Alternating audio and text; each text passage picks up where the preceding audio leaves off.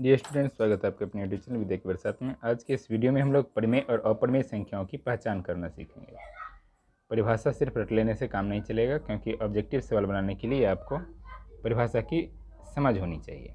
तो चलिए, परिमेय संख्याएं कई प्रकार से हो सकती हैं, लिखी जा सकती हैं। परिभाषा के अनुसार आप जानते हैं कि जो P बटा Q के रूप में लिखा जा सके, जहाँ P और Q पूर्णांक हो, Q 0 नहीं हो, उसको हम परिमेय संख्या कहते हैं। जैसे 3/4 ऊपर और नीचे दोनों, 3 और 4 दोनों पूर्णांक हैं, वैसे -5 और 8 ही पूर्णांक है। ये सारे के सारे परिमेय संख्याएं हैं। तो इस तरह का प्रश्न तो आपको नहीं देगा, क्योंकि ये इतना सिंपल है कि कोई एक नज़र में देख के बता सकता है। ये भी समझ लीजिए कि पूर्णांक जो है वो भी परिमेय संख्या है, क्योंकि उसको भी हम P बटा Q के रूप में लिख सकते हैं। उदाहरण के लिए -4 है, इसके बटा में कुछ भी नहीं है, तो बटा में 1 तो लिख ही सकते हैं, क्योंकि 1 लिखने का मतलब है कि 1 से भाग देना।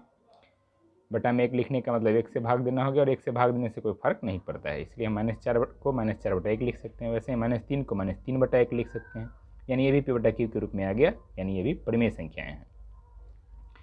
अगला टाइप यही हो सकता है कि रूट में हो सकता है। रूट में अगर मान लीजिए कि 1/4 है, तो आप देख सकते हैं कि 1 और 4 दोनों का वर्गमूल निकलता है पूरा। 1 का वर्गमूल 1 और 4 का वर्गमूल 2, इसलिए एक परिमेय संख्या। इसी प्रकार से यहाँ 36 और 25 का वर्गमूल निकालेंगे अगर, तो ये 6/5 हो जाएगा, यानी ये भी P बटा Q के रूप में है, यानी ये परिमेय संख्या है।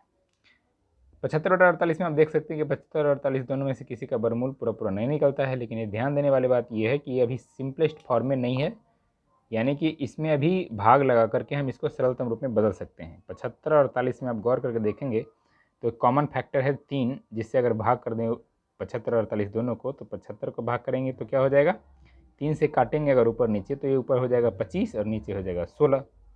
25 तिया 75, 16 तिया 48, तो 75 25 में बदल जाएगा और 48 16 में बदल जाएगा। 75 जब 25 में बदल जाएगा तो उसका वर्गमूल 5 हो जाएगा, और 48 जब 16 में बदल जाएगा तो उसका वर्गमूल 4 हो जाएगा। तो जाहिर सी बात है कि फाइनली ये 5/4 हो जाएगा कट लेने के बाद। तो 5/4 परिमेय संख्या है। इसी प्रकार से इसमें देख सकते हैं 2/32, 2 को से अगर 32 को काट दें तो 1/16 हो जाएगा, जिसका वर्गमूल निकालने के बाद हो जाएगा 1/4, यानी ये सभी परिमेय संख्याएं हैं।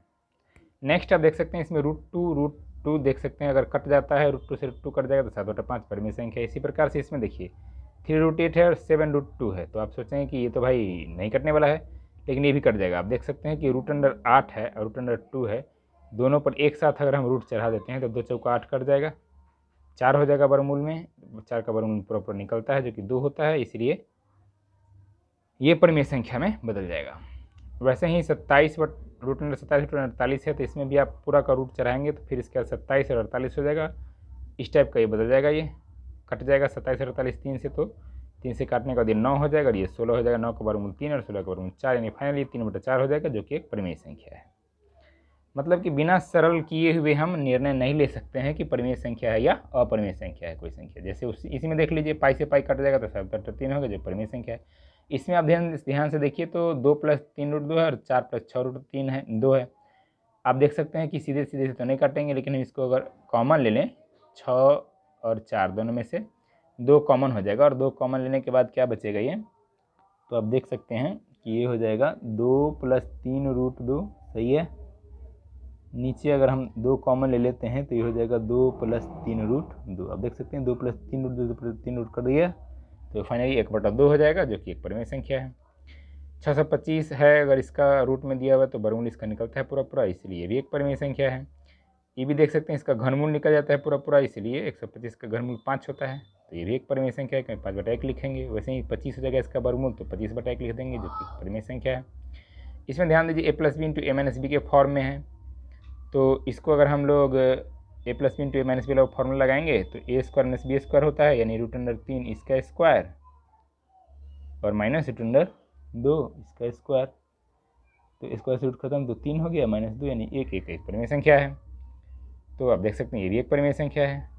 दशमलव के फॉर्म में अगर परिमेय संख्या दी गई रही है अगर, तो आप जानते हैं कि परिमेय संख्याओं का दशमलव रूप जो होता है या तो शांत होगा, जैसे ये है 1.5, 2.37, ये सब शांत दशमलव हैं, और अशांत होगा तो आवर्ती होगा, अशांत आवर्ती, जैसे 1.3333 देख सकते हैं, ये जो है अशांत आवर्ती दशमलव, इसमें 3 रिपीट हो रहा है, तो ये भी एक परिमेय संख्या है। 2.7 171 पर एक रिंग है, ये भी अशांत आवर्ती दशमलव का उदाहरण है, यानी ये भी एक परिमेय संख्या है। ये भी एक परिमेय संख्या है, देख सकते हैं 0.321 पर रेकरिंग है, तो 21 21 21 21 आता रहेगा, यानी कि ये भी एक परिमेय संख्या है।